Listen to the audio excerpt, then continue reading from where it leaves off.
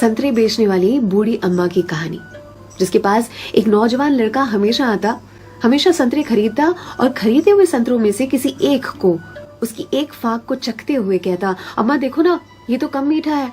और अम्मा हमेशा दूसरी फाक को चखते हुए कहती, नहीं बेटा, ये तो बराबर मीठा है। फिर भी यह लड़का बड़ी बेरुखी के साथ उसे खुले हुए संतरे को वहीं ठेले पर छोड़कर चलता बनता। अब इस नौजवान के साथ उसकी पत्नी भी हमेशा हुआ करती।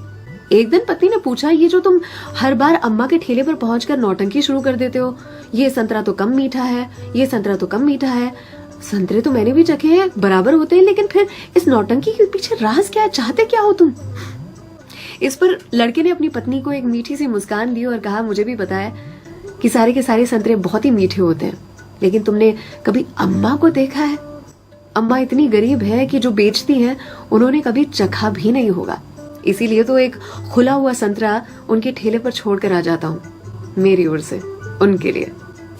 अम्मा के बाजू में जो सब्जी वाली थी, उसने एक दिन कहा उनसे, आपको पता है ये जो सरफिरा आपके ठेले पर आता है संतरे खरीदने के लिए, इतनी चिकचिक करता है आपसे कि आप नाप तोल में उसे ज्यादा संतरे दे देती हो।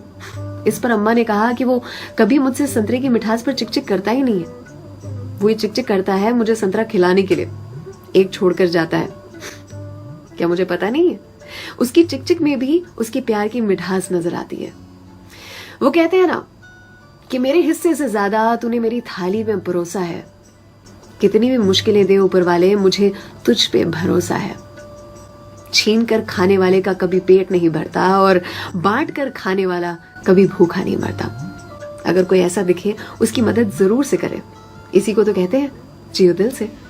सलाम, दुआ, वणकम, प्रणाम, सत श्री अकाल, केम छो सारू छे, अहमदाबाद आखुई मारू छे। अर्चना की ओर से